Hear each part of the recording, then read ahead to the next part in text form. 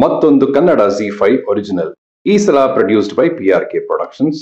ನಿರ್ದೇಶಕರ ಹೆಸರು ದೇವರಾಜ್ ಪೂಜಾರಿ.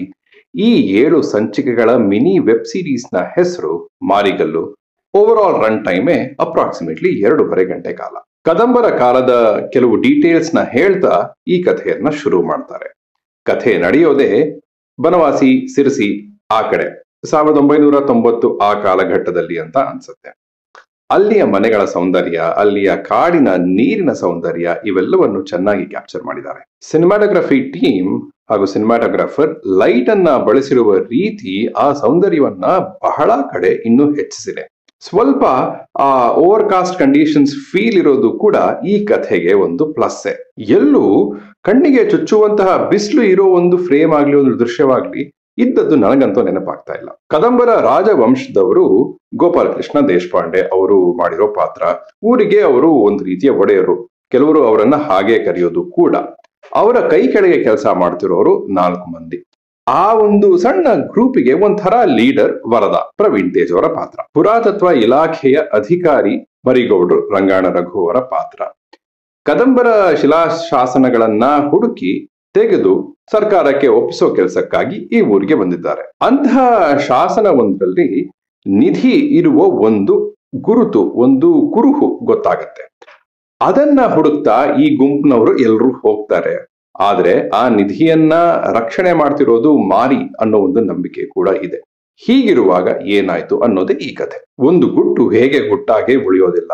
ಹಣ ಅಂತ ವಿಚಾರ ಬಂದ ಕೂಡಲೇ ಮನುಷ್ಯ ಒಬ್ಬರನ್ನ ಒಬ್ಬರು ಹೇಗೆ ನೋಡ್ತಾರೆ, ಹೇಗೆ ಬದಲಾಗತ್ತೆ ಆ ನೋಟ ಅನ್ನೋದು. ಇವರೆಲ್ಲರೂ ಸೇರಿ ಒಂದು ಫಾರ್ಮ್ ಹೌಸ್ ನಲ್ಲಿ ಒಂದು ರಾತ್ರಿ ಉಳ್ಕೋಬೇಕು ಅನ್ನೋ ಒಂದು ಸನ್ನಿವೇಶ ಇರುತ್ತೆ. ಮರುದಿನ ಬೆಳಗ್ಗೆ ಅದು ಅಲ್ಲಿ ಏನ್ ನಡೆಯುತ್ತೆ ಅನ್ನೋದರ ಐಡಿಯಾ ಆಗ್ಲಿ, ಯಾಕಂದ್ರೆ ಅದರಲ್ಲಿ ಒಂದು ಪ್ಲೇ ಇದೆ, ಅದನ್ನ ಎಕ್ಸಿಕ್ಯೂಟ್ ಮಾಡಿರುವ ರೀತಿಯಾಗ್ಲಿ ನನಗೆ ತುಂಬಾ ಇಷ್ಟ ಆಯ್ತು. ವರದ, ಪ್ರವೀಣ್ ತೇಜ್ ಅವರ ಪಾತ್ರ ಈ 4 ಗುಂಪಿಗೆ ಒಂಥರ ಲೀಡರ್ ಅಂತ ಹೇಳಿದ್ನಲ್ಲ. ಆದ್ರೆ ಈ ವೆಬ್ ಸೀರೀಸ್ಗೆ, ಈ ಕಥೆಗೆ ಆತ ಹೀರೋ ಅಲ್ಲ. ಒಡೆಯರು ಗೋಪಾಲಕೃಷ್ಣ ದೇಶಪಾಂಡೆ ಅವರ ಪಾತ್ರನೂ ಹೀರೋ ಅಲ್ಲ. ಮರಿಗೌಡರು, ರಂಗಾಣ ರಘು ಅವರ ಪಾತ್ರ ಕೂಡ ಹೀರೋ ಅಲ್ಲ. ನಿಜವಾದ ಹೀರೋ ಯಾರು, ಅವರ ಶಕ್ತಿ ಎಂಥದ್ದು ಅನ್ನೋದು ಕೊನೆಯಲ್ಲಿ ಗೊತ್ತಾಗತ್ತೆ. ವೆಬ್ ಸೀರೀಸ್ ನ ಮೊದಲ ದೃಶ್ಯದಲ್ಲೇ ಕೆಲವರು ಒಂದು ರೀತಿಯ ಲೂಪ್ ನಲ್ಲಿ ಸಿಕ್ಕಾಕೊಂಡಿರೋ ಹಾಗೆ ತೋರಿಸ್ತಾರೆ. ಹಾಗೇನೆ ಈ ನಿಧಿಯ ಸಂರಕ್ಷಣೆಗೆ ಒಂದು ರೆಸಲ್ಯೂಷನ್ ನ ಕೊಡ್ತಾರೆ ಕೊನೆಯಲ್ಲಿ.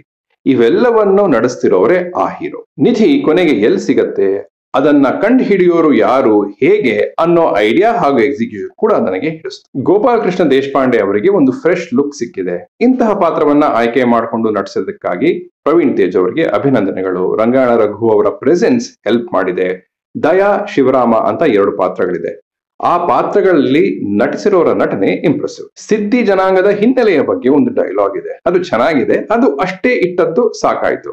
ಆದ್ರೆ ಬೇಡರ ಬೊಮ್ಮ ಅನ್ನೋ ಒಂದು ನಂಬಿಕೆಯ ಬಗ್ಗೆ ಒಂದು ಸಣ್ಣ ಪೋರ್ಷನ್ ಇದೆ, ಅದರಲ್ಲಿ ಇನ್ನೂ ಹೆಚ್ಚು ಪೊಟೆನ್ಷಿಯಲ್ ಇತ್ತು, ಅದನ್ನ ಎಕ್ಸ್ಪ್ಲೋರ್ ಮಾಡಬಹುದಿತ್ತು ಅಂತ ಅನ್ನಿಸ್ತು. ಇಷ್ಟೆಲ್ಲ ಇದ್ರು ಅಟ್ ಲಾರ್ಜ್ ಮಾರಿಗಲ್ಲು ನನ್ನನ್ನ ಇಂಪ್ರೆಸ್ ಮಾಡಲಿಲ್ಲ. ಈ ಕಥೆಯ ಸೋಲ್ ದೈವ ನಂಬಿಕೆ ಹಾಗೂ ಹ್ಯೂಮನ್ ಎಮೋಷನ್ಸ್. ಅನ್ಫಾರ್ಚುನೇಟ್ಲಿ ಅವೆರಡೂ ಕೂಡ ನನ್ನ ಮೇಲೆ ಅಂತಹ ದೊಡ್ಡ ಇಂಪ್ಯಾಕ್ಟ್ ಅನ್ನ ಮಾಡಲಿಲ್ಲ. ಇತಿಹಾಸದ ರೆಫರೆನ್ಸ್, ನಿಧಿ, ದೈವ, ಹ್ಯೂಮನ್ ಎಮೋಷನ್ಸ್, ಹ್ಯೂಮನ್ ಗ್ರೀಡ್ ಇವೆಲ್ಲವೂ ಇದ್ರೂ ಕೂಡ ಅಷ್ಟು ಪೊಟೆನ್ಷಿಯಲ್ ನ ಸಂಪೂರ್ಣವಾಗಿ ಟ್ಯಾಪ್ ಮಾಡಲಿಲ್ಲ ಅಂತ ಅನ್ನಿಸ್ತು. ಎಲ್ಲವೂ ಸೂಪರ್ಫಿಷಿಯಲ್ ಆಗಿ ಇದ್ದ ಹಾಗೆ ಕೂಡ ಅನ್ನಿಸ್ತು. ನಟರು ಕೂಡ I think they were unsure of what they were doing at large. ಈ ಎಂಟೈರ್ ಸೀರೀಸ್ಗೆ ಒಂದು ಕ್ಯಾಶುಯಲ್ ಟ್ರೀಟ್ಮೆಂಟ್ ಇದೆ ಅಂತ ನಾನು ಹೇಳ್ತಾ ಇಲ್ಲ. ಸಿನ್ಸಿಯರ್ ಆಗಿ ಎಫರ್ಟ್ ಹಾಕಿರಬಹುದು. ಆದ್ರೆ ಸುಮಾರು ಕಾರಣಗಳಿವೆ ಇವೆಲ್ಲವೂ ಇನ್ಎಫೆಕ್ಟಿವ್ ಆಗಿ ಟ್ರಾನ್ಸ್ಲೇಟ್ ಆಗೋದಕ್ಕೆ. ನಿರ್ದೇಶಕರೇ ಕ್ಯಾಪ್ಟನ್ ಆಫ್ ದ ಶಿಪ್, ಆದ್ರಿಂದ ಅವರನ್ನೇ ಕೇಳಬೇಕು. ಕಾಂತಾರ ಅನ್ನುವ ಒಂದು ದೊಡ್ಡ ರೆಫರೆನ್ಸ್ ಪ್ರೇಕ್ಷಕರಾದ ನಮಗೂ ಇರೋದ್ರಿಂದ ಈ ಬ್ಯಾಕ್ ಡ್ರಾಪ್ ನಲ್ಲಿ ಯಾವುದೇ ಕಥೆ ಬಂದ್ರೂ ಎಕ್ಸ್ಪೆಕ್ಟೇಷನ್ಸ್ ನ್ಯಾಚುರಲ್ ಆಗಿ ಹೆಚ್ಚೇ ಇರುತ್ತೆ. ಎನಿವೆ, ಶೋಧ ನೋಡಿ ಆಯ್ತು, ಮಾರಿಗಲ್ಲು ನೋಡಿ ಆಯ್ತು, ಅಯ್ಯನ ಮನೆ ಅದನ್ನ ಇನ್ನೂ ನೋಡಿಲ್ಲ. ಅದು ಹೇಗಿದೆ ಅನ್ನೋದನ್ನ ಕಮೆಂಟ್ಸ್ ನಲ್ಲಿ ತಿಳಿಸಿ. ಮಾರಿಗಲ್ಲುನ ನೀವು ನೋಡಿದ್ರೆ ನಿಮ್ಗೆ ಏನನ್ನಿಸ್ತು ಅನ್ನೋದನ್ನ ಕೂಡ ತಿಳಿಸಿ.